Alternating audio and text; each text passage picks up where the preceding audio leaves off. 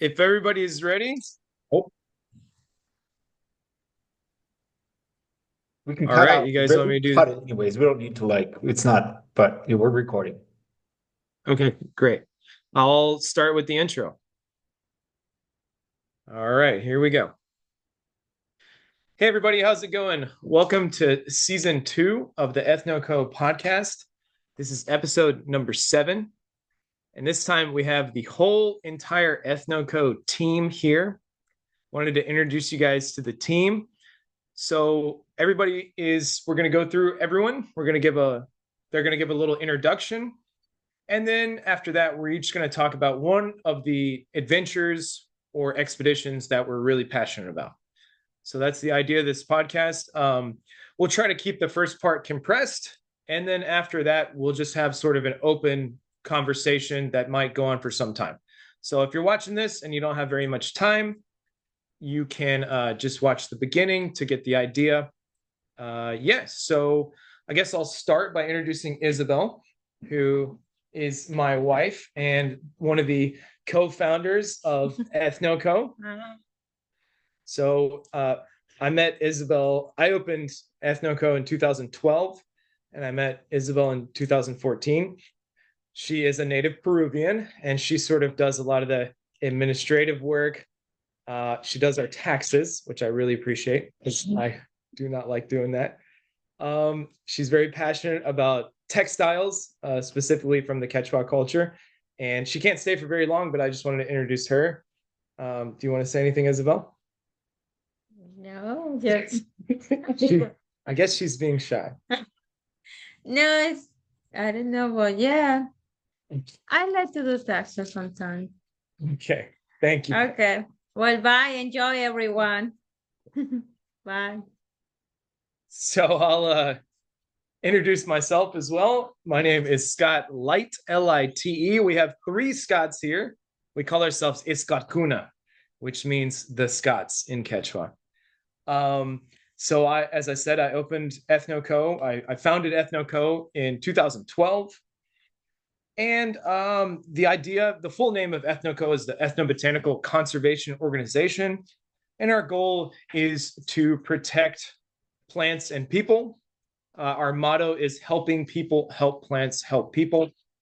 And we run a tourism agency in Peru, among other things. We give lectures, run cultural tours, all sorts of stuff. But yeah, I was born in the Carolinas in the United States. We have people from all over the world here. And yeah, that's a little bit about me. And here later, I'll talk about one of my specific adventures, expeditions that I want to share with you guys. So I think next, if Mr. Tom is ready, we'll let Tom speak. Hi, Scott. Thank you so much for having me join the team. I'm really excited to be here and, yeah, to be a part of EthnoCO and hopefully run some tours very soon. I myself am from the UK, although I grew up in Switzerland.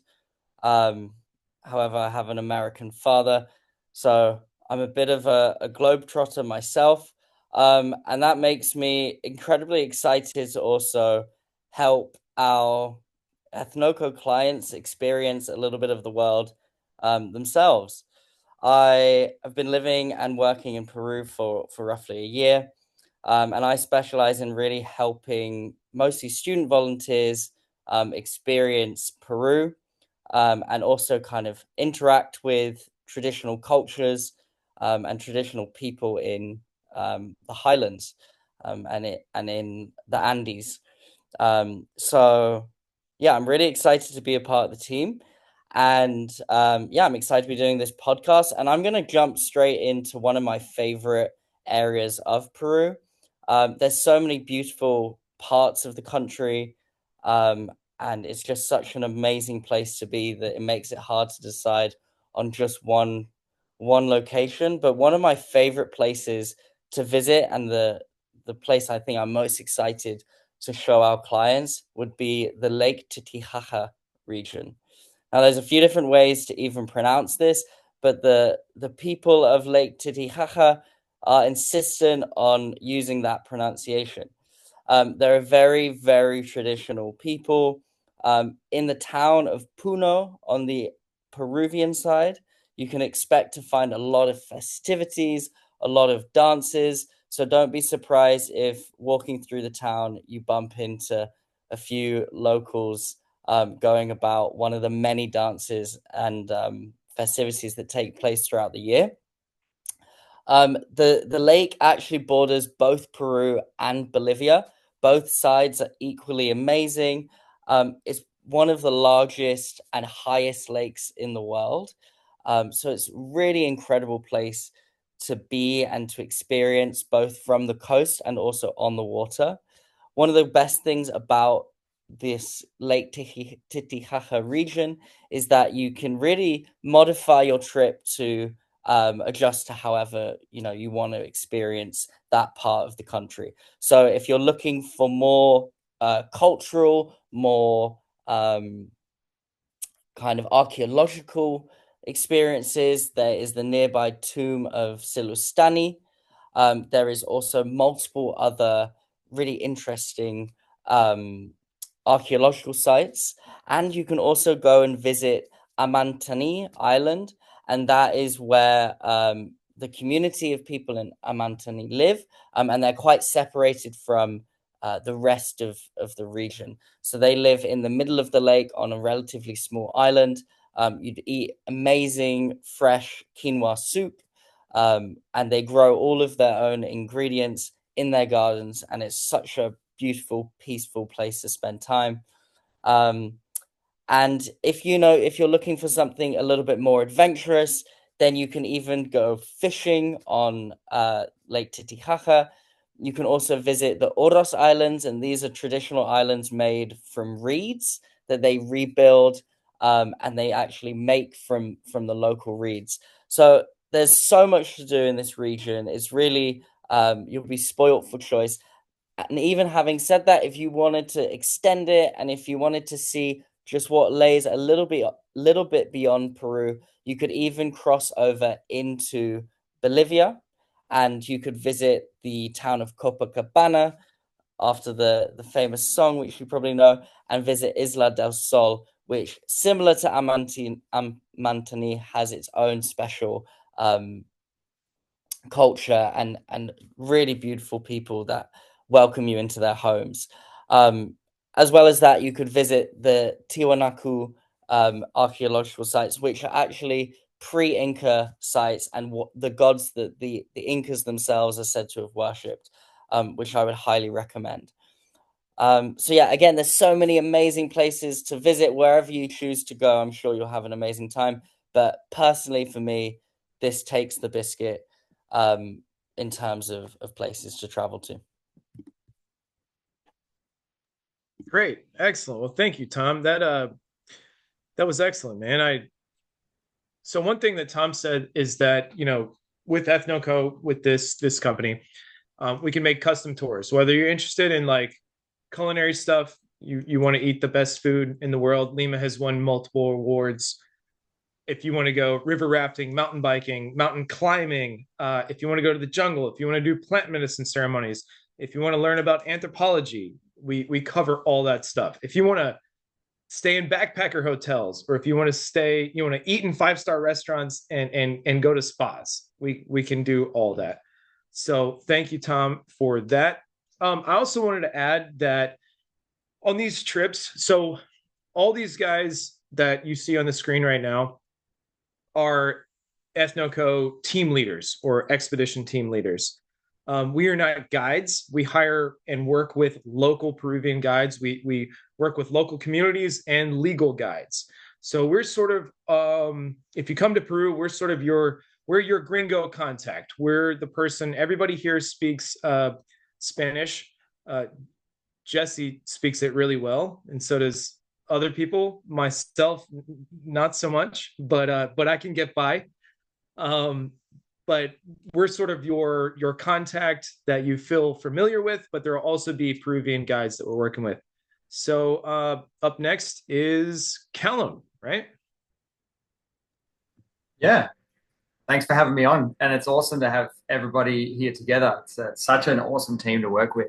And I'm going on about 10 years now working with EthnoCO since I met Scott, and still absolutely love it. So my name's Callum. I'm from Australia, and I spend most of my time here in Australia and some of it over in Peru, as well as other countries around the world. And my background is I'm an environmental project manager and consultant, and I work on ecosystem restoration projects around the world, among other things.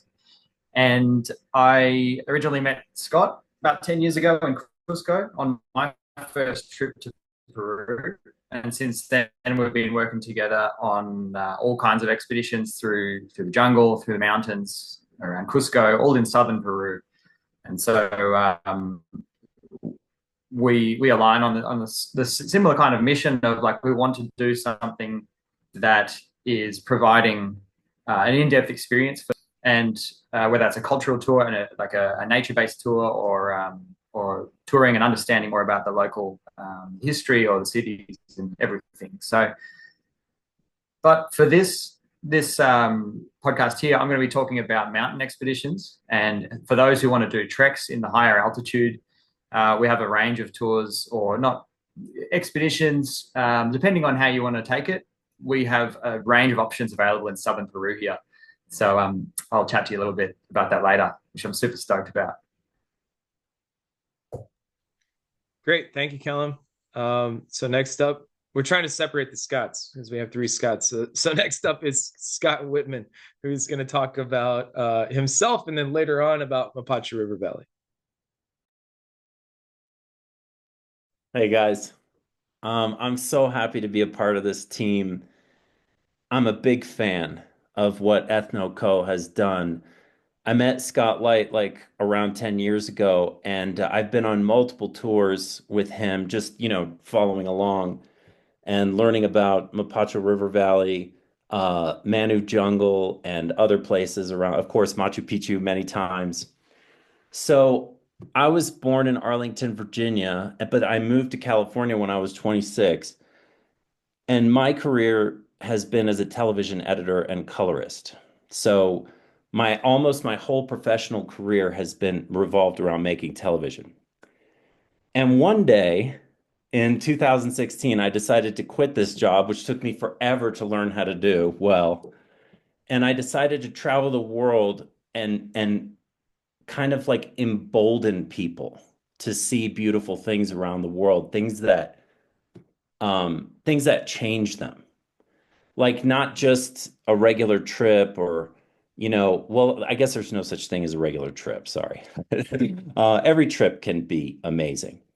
But to me, Peru in particular is a place that really captured my heart. And this company, EthnoCO, really helped me do that in a way that was much deeper than I probably would have done on my own. So like I said, like going to the Amazon jungle or the Mapache River Valley tours and textiles. But anyway, I got a little bit off track. So I moved from California to do this thing and to make videos and embolden people to travel and really have these in-depth experiences. And I live in Peru now. I'm a resident of Peru, and I've spent almost 5 years here total, exploring different parts of Peru, but not as much as I'm about to do. Okay, that's my spiel. Thank you, Whitman. And I want to add, Whitman is one of the best videographers you will ever meet. You can check out his YouTube channel, which is One Way Ticket with Scott Anthony. Thanks, we'll buddy. include some of our social media links and stuff later.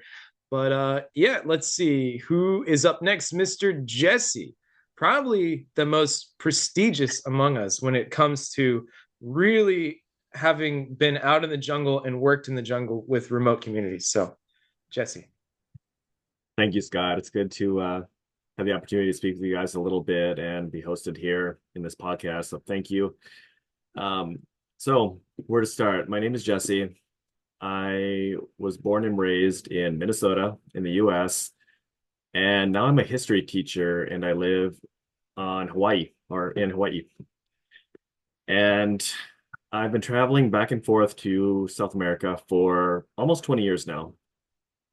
And I've been to many different countries, but primarily it's been to either Ecuador or Peru. I started off in Ecuador. That's where I gained the Spanish skills that I have. I went to college there. After graduating college, I moved back and lived in the Andes for a while. And I just fell in love with the country, with the people, with the cultures. And it was in my late teens, the first time that I went to the Amazon working as an interpreter as part of a missionary trip with doctors and nurses. And that's when I really fell in love in working with Native communities and influenced a big part of who I am and what path I decided to go educationally. So my educational background is both in anthropology and Spanish, as well as in education, um, and specifically in history. And so, yeah, that's what I'm doing now, working as a history teacher. I've traveled everywhere from the coastal regions to the Andes to 2, 3, 4 days by boat into the Amazon.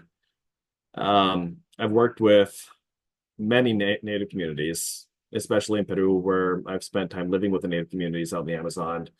And that has really um, helped me to grow in so many different ways. But Scott and I, when I was had the opportunity to meet him and we got to talking about what our passions were, I found out that our ideas and both what we wanted, they really aligned. We were just going in somewhat of a different direction, but they could run parallel if given the opportunity. And so that's when we decided, you know what? Yeah, let's see what we can make happen. And so that is one of my biggest goals and one of my biggest passions, being a part of EthnoCO, is that using the connections that I have or the skills that I have to be able to help connect people to these native communities and just explore and see the Amazon from a different light. And yeah, so that's something that I'm really looking forward to. I'm also a photographer and a videographer. I use that as well in a lot of what I do. I'm very heavily invested in doing nonprofit work. That's primarily what I'm doing when I'm out in the Amazon working with these communities. And yeah, so that's a little bit about me, a little bit about what I'm passionate about. I've always loved the Amazon, and I'm very excited about the opportunity to be able to share that passion, that love that I have, that this group has with other people around the world. Thank you, Thank you, Scott. Jesse. Thanks, man. Appreciate it. That was great. So next we have Scott Montgomery, which is probably one of the toughest people you will ever meet. And you guys might think I'm blowing smoke up your ass, but I'm not. Uh, Scott Montgomery is super strong. It's hard to find a strong person, like a really tough person that's also so respectful when visiting indigenous communities. We'll tell you a story later about one time when me and Scott Montgomery and Callum were in the jungle, and me and Callum got terribly sick, and Scott Montgomery was fine, and he took care of us. So I'll let him introduce himself. Yeah, thank you, Scott Light, for the introduction, and it's great to be here. I feel it's really incredible to be a part of this great team of these team leaders with EthnoCO and Scott Light, who has been really impetus for starting this organization. I've been living in Peru for it's been over a decade now, and I remember that my first time I originally traveled here as a backpacker back in 2010. And I'm going to share a bit more about that story. But there was something when I came to the Andes that I felt in my soul. It was something, a connection that it awoke. It was something that was already there, but it was very profound. And after that travel, I went back to grad school. Was to earn my master's in fine arts creative writing. and to focus on writing. And when I finished that degree, I knew that I needed to come back to the Andes and specifically to Peru, where I'd been before, to write a book and write about, and not only that, but as part of my own journey of growth and understanding, interview and learn from people, indigenous people, most importantly, of the Andes, and it eventually became the Amazon. And in that journey, pretty early along the way of living there, I met Scott Light, and eventually have met others of the team. Callum and Scott Light and I went on an expedition back in 2014, I believe, into the jungle area of Shibatiari, which I'm sure we'll talk a little bit about. And yeah, thank you. Great, man. Excellent. All right. So thank you everybody for the intros. So next we'll just talk about the trips that we're passionate about. And if you're listening to this and you want to join in one of these trips, you can visit the website, which is ethnoco.com, or you can send an email to info@ethnoco.com, or I'm happy for you to send me a message on Facebook. My Facebook name is Scott Light. So I'll start out.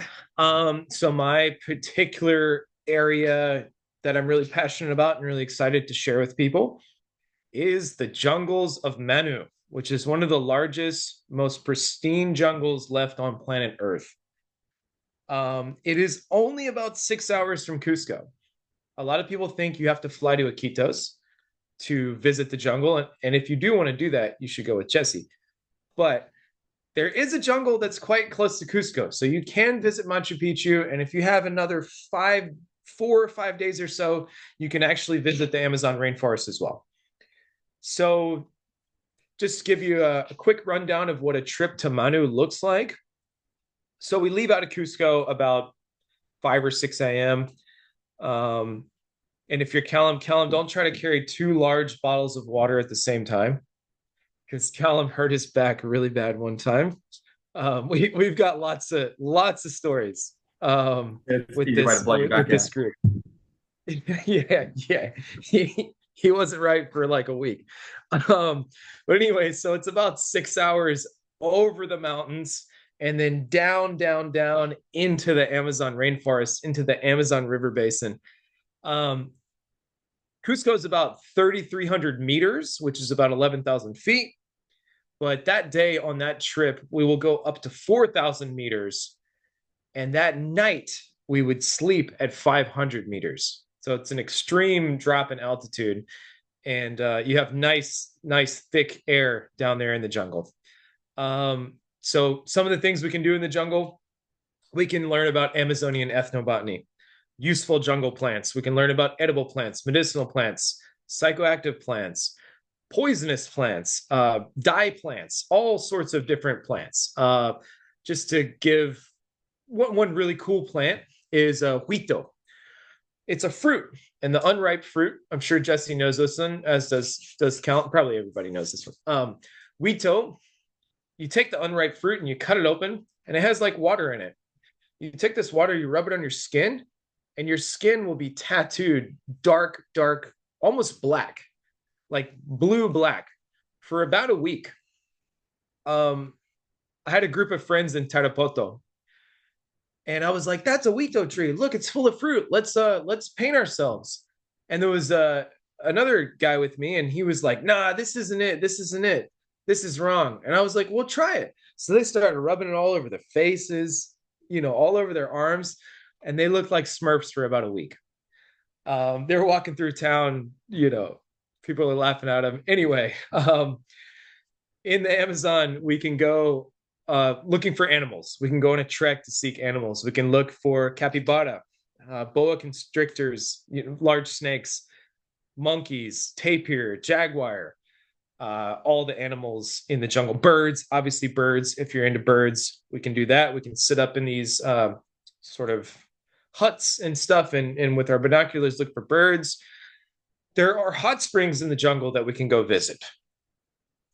We can do a lecture. I can do a lecture about isolated native tribes. So in Manu, there's a group called the Mashkopiros, and I'm not going to get too much into that right now because that's a very long story. But we can talk about these the last remaining Native Americans that live in voluntary isolation. They're not uncontacted. That's a misnomer. But again, this is a long story. So moving on. Jungle cuisine. We can eat paku, which Whitman loves. Whitman really, really loves paku. We can eat suri, which is like a grub worm. We can try all sorts of different jungle plants and animals that we can eat.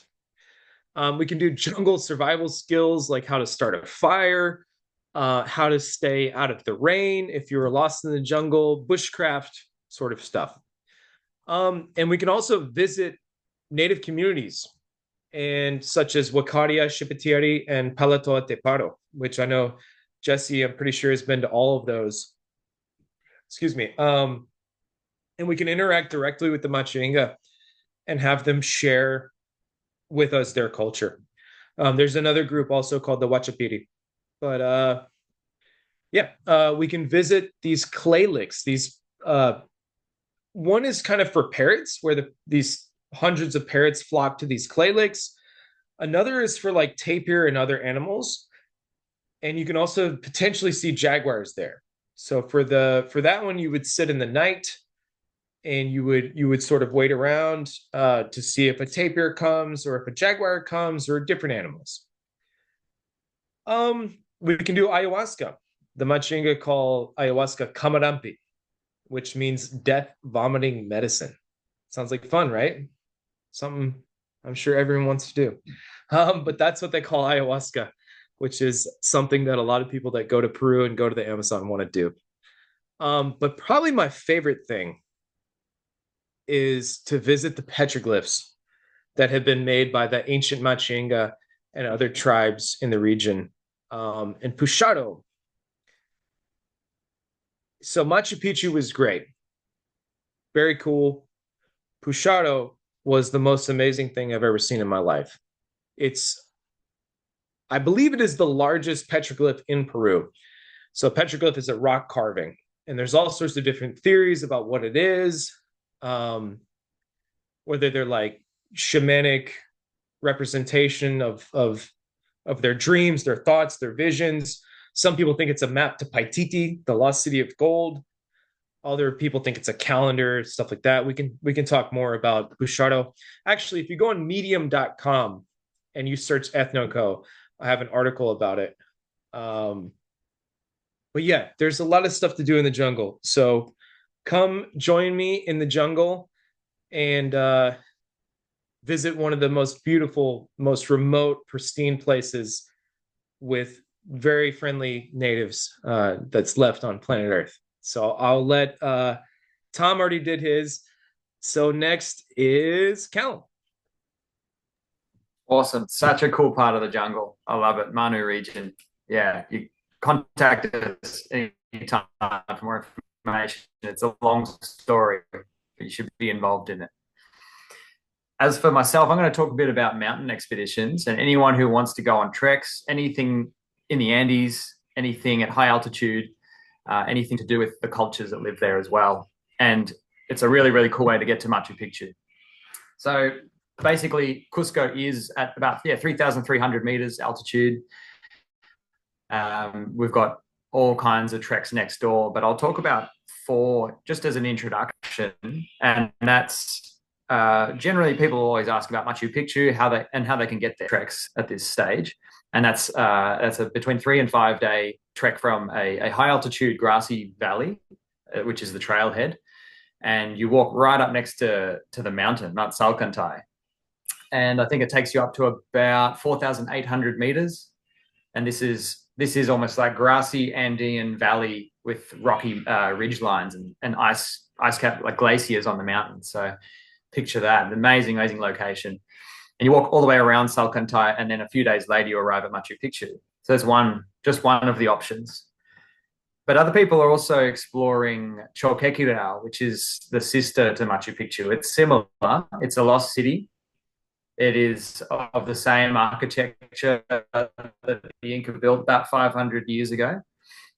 And it is in a different location, but within a few days' walk from Machu Picchu. But it's still being unveiled from under the forest. So they're chipping away at it. And I believe Don't know where it's at this current moment, but it's probably 50% revealed and excavated from the jungle. So it's quite an amazing place to go and visit and have less crowds than Machu Picchu. So you can trek there in 2 days, which is awesome, and back in 2 days if you want.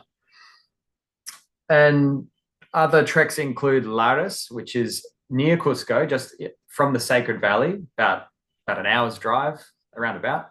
You can reach the trailhead and you can walk to Lares, which has hot springs at the end of the trail. But on the way, between 2-3 days walking, you pass glaciers, fairly high altitude as well, so 4,800 meters, and you pass through some fairly remote valleys that the local rural Quechua folks still live in and still travel through in their still living their fairly traditional way of life.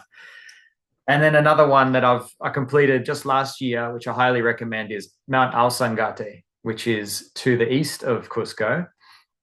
It's far from Machu Picchu. It's far from the city. It's very remote, and that's a very high altitude trek for about 5 days, and you'll range up to about 5,200 meters, and you'll drop to about 4,800, 4,600. So you remain at high altitude for about 5 days, and you'll walk all the way around Alsangate and back out the other side, and you'll barely see anybody. It's a very remote area. It's all grassy Andean valleys with landslides down the mountains. You'll see Mount Alsangate every day. There's clear, like pristine lakes all around as well, and a few alpaca farmers out there and some stone huts, and that's about it. So I trekked for 5 days, and I think I saw humans on like day 3 or something. It was a very, very special experience. But the people that I did encounter were very isolated people. They barely spoke Spanish. They speak Quechua, and they're still living. They're very robust, skilled, generous people as well. So there's a lot to learn from the Quechua people in the Andes, and trekking can get you involved in that culture as well as give you a pretty life-changing experience along the way. So whether you want to carry all your own weight, so up to 25, 30 kilograms, go fully self-sufficient for 5 days or a week, like I did, with a guide, or you want to have horses carry all of your equipment and just carry a day pack and dance around the hills and have fun and stop and learn about things and take it a little easier. That's totally up to you. We can put together packages based on your capacity and what you're after. And that's a major focus of mine, is to see who's going to be interested in getting out to some of these mountain regions and go on solo hikes with, say, a guide, or just, I should say, a private trip, or in groups, and with horses, without. There's side trips up to mountain. You can go to the bases of mountains. You can climb mountains out there if you have the right outfitter. So contact us for more details. It's a long story. There's a lot of mountains out in southern Peru. Some of the largest mountains, 6,700 meters high, which is 22,000 feet. And there's no shortage of them in Peru. So Cusco is located perfectly for it all. So reach out to us, send us a message. You can find me on Instagram, Facebook as well, just callum.reynolds, or go to info@ethnoco.com, and feel free to shoot us questions anytime. These are long stories, and we're happy to chat about them to give you the information you need before planning a trip.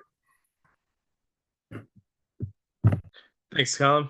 That was great, man. One of my absolute favorite hikes is Waran, which is in the Sacred Valley. Scott Montgomery used to live there, or maybe he lives there now. Anyway, little village in the Sacred Valley up to Lares. It's as far as Andean treks go, it's a decently easy trek. As a matter of fact, Scott Montgomery just ran it in 1 day. We usually do it in 2 days, and we use horses because we take tents and food and stuff like that. But anyway, that's a great trek. If you want something a little more advanced, a little more difficult, Asangate is awesome. If you want to include ruins, go to Chocorua. So next up is Mr. Whitman, who is going to talk about Mapacha River Valley. Hi, everybody. So I've been to the Mapacha River Valley with Scott Light a few times. And if you're watching this, and the reason that you're watching this is that you want a really beautiful experience in nature that is quite rare for a tourist in Peru, this might be the thing that you're looking for. When you go to the Mapacha River Valley, like it feels like a cinematic adventure. This is not a normal thing for a tourist to do. To delineate that further, you'll be one of the few people who've done it. When I walk around, I like to play this game where I walk around Cusco and I ask Cusqueñans if they know any of the little towns that we go to when we do this tour. Nobody ever knows. They've never heard of any of these towns. In fact, only 20 to 30% of them have even heard of the much bigger town that is, a bit removed from these places. And it's not that small. It's called Amparayas. And if you ask Cusqueñans about Amparayas, most of them, or I should say a lot of them, won't know where it is. Anyway, let me get to the point of what this is all about. So you're going to go to these three beautiful towns, one of which I think only has like 30 to 50 people. I mean, this is deep in the mountains. And so if you like nature, this is really going to be like a heartfelt, uplifting experience. And so there's a few things you can gain from this tour. You can be a part of nature in a like just beautiful big blue skies and mountains, and you get a feeling for how these people live. It's quite different. It's quite rugged the way that they live. And you'll probably be visiting three different towns, which we could go into the names at a different time. But the other thing that's beautiful about it is you can buy textiles that are beautiful, vibrant, very high quality. These textiles could be difficult to get at all in regular touristy parts of Cusco. And if you can get them, they're going to be much, much more expensive. And I think that they're going to be rather difficult to find. If you're into textiles and buying beautiful hats and scarves and like table runners and things like that, these materials, these textiles are made with baby alpaca, very soft, very high quality material. And they're dyed with all natural, they use plants and in some cases bugs, depending on what the color is of the dye. And you'll be with someone who can speak some Quechua because a lot of these people, they don't even speak Spanish. Like a very large percentage of the people that you're going to be interacting with, they don't speak Spanish. So it's quite a profound experience. And like I said, if you're a nature lover, if you love culture and you also want to buy some beautiful textiles, this could really be an amazing trip for you. I mean, it was for me. I thought it was one of the most beautiful things I've ever seen. And I've seen some stuff. I've lived in Chiang Mai, Thailand. I've lived on the islands in Thailand. I lived a little bit in Bali. I mean, I've seen some. I'm not saying that to say I'm some like great traveler. I am not the most experienced traveler, probably even in this group. But this is a great experience, is what I'm trying to say. Thank you, Woodskies. Oh, can you hear? You guys can hear me. Um, Thanks, Woodskies. So yeah, we're gonna come back to some of the stuff about the jungle and Mapacha River Valley once everybody's done with their talking about their adventures that they want to do. But I will add, yeah, Mapacha River Valley, like Manu Jungle and Mapacha River Valley, are my two absolute favorite places. After living in Peru for the first time I went was 2010, and I started living in Peru in 2012. And Mapacha River and the jungles of Manu or close to Manu are my favorite places. Mapacha River is absolutely amazing. It's incredibly accessible for what it is. Like it feels so remote, but it's not that far from Cusco. So if you're going to Machu Picchu anyway, this gives you authentic Quechua culture. And I don't want to say anything bad about Chinchero. Chinchero is cool, but Chinchero over the years, which is kind of known as the textile village, has gotten quite touristy. Mapache River Valley is very, very authentic, and you can purchase the highest quality textiles, I think, in the world. So anyway, we'll talk a little bit more later. We have four of the members, myself, Scott Montgomery, Callum, and Whitman have all been to Mapache River Valley. Amazing place. Talk more about it later, but up next is Jesse. Thank you, Scott.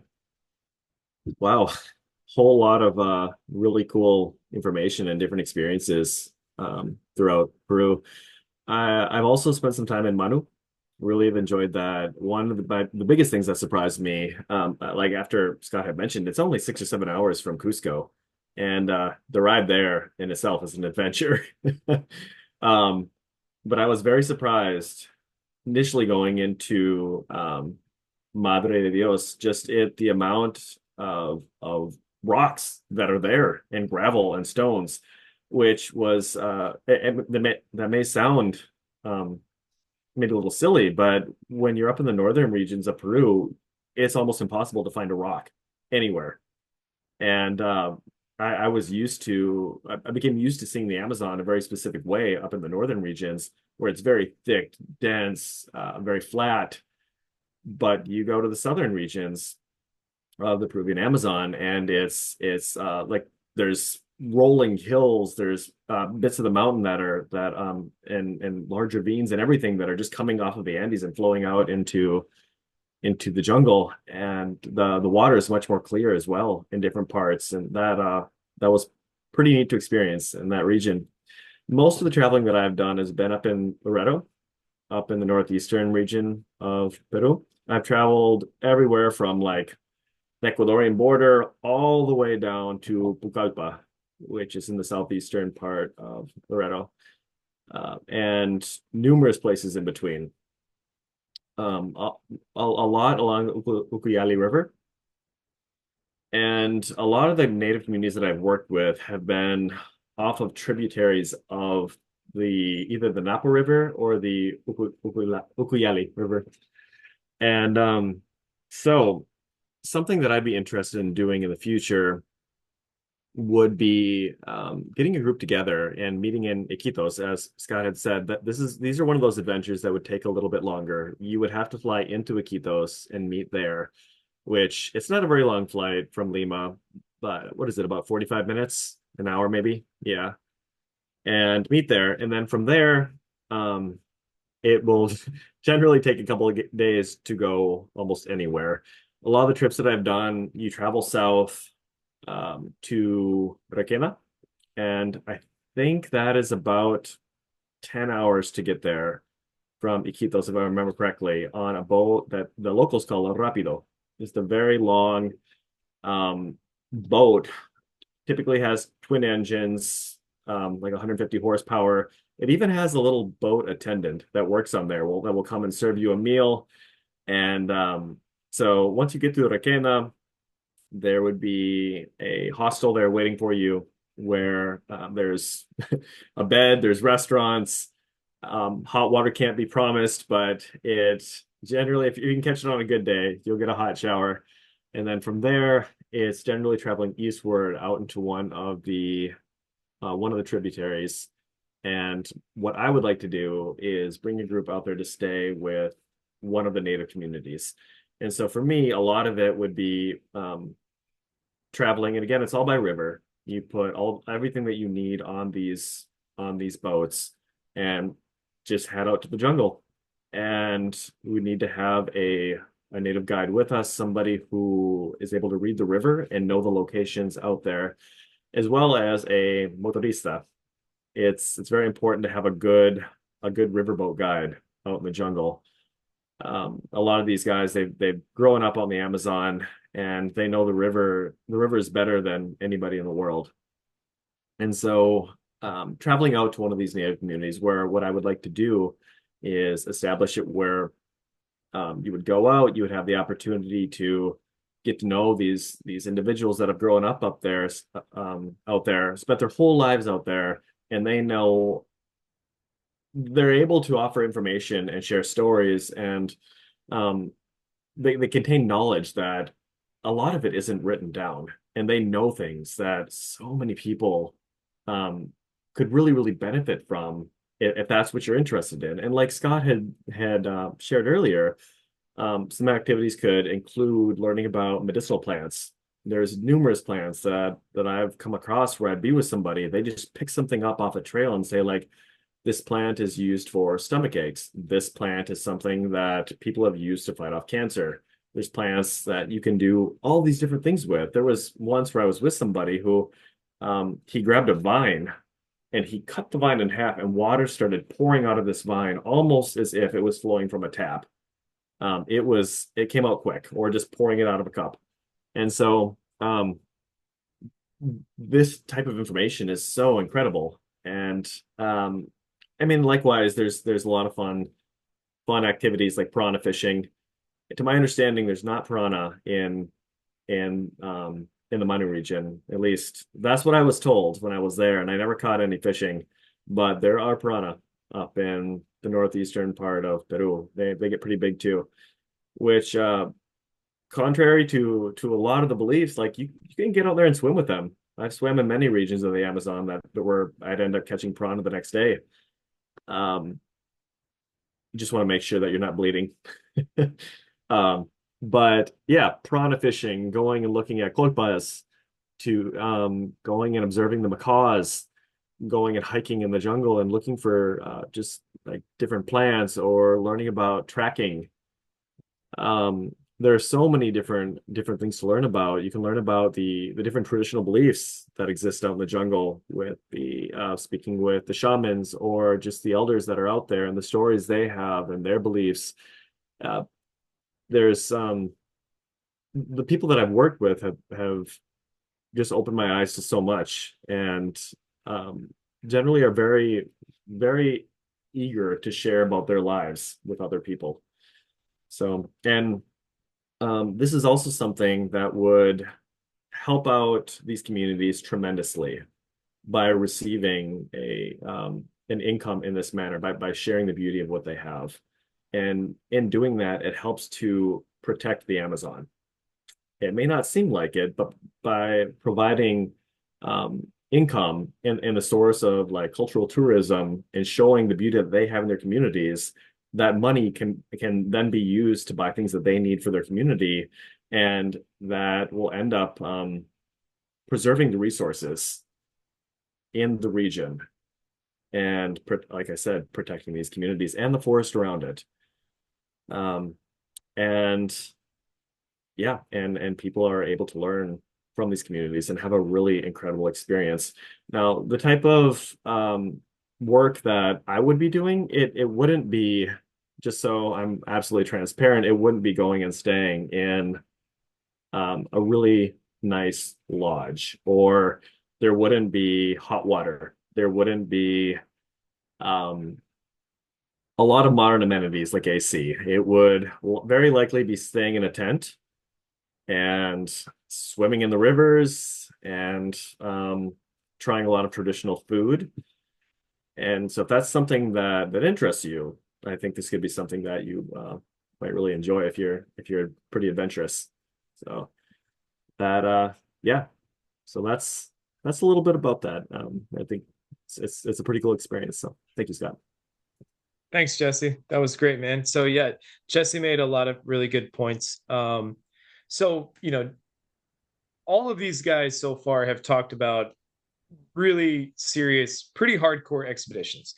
But do keep in mind, we do offer more cushy expeditions. We're just talking right now about the stuff we're really passionate about. But we can definitely take you to Machu Picchu, send you to the spa, all that good stuff too, or a combination of both. You can do the hardcore expedition and then do the spa and the cushy 5-star hotel thing. I recommend doing the hard one first and then the easy one. So Jesse also made a great point about how, so a lot of these communities, these native communities, they have one step they have one foot in each world, right? So they're part of like the market economy, they're part of the capitalistic society, and they want money. And especially in the Amazon, um, the young generation, they want to get money, and they're going to get it one way or the other. We can try to convince them it's wrong or whatever. Who are we to say what they should do? But if we can encourage them through tourism to, one, be proud of their culture, and two, to gain money through celebrating, practicing, and sharing their culture, I think that's a really, really great thing. Whenever a native shaman or a group of natives or the native elders are lost, it's like we lose a library of knowledge. We lose tons of information. Anyway, we'll get into that a little later, a little bit more. But next, Scott Montgomery is going to talk a minute, the magnanimous Scott Montgomery, and then we'll sort of wrap up the first part of the podcast, and then we'll go into just a more informal talk. So, Scott Montgomery. Okay, well, thank you, and it's been great to hear everybody else and their really inspiring sharings, and yeah, I'm going to share something a little bit that's not specifically a tour, but it's a book that I'm going to be publishing and sharing on the EthnoCO website. It's called Follow the Llamas, and it's a transformational life book for self-guided growth. And I want to get into a little bit about what this is about, but it's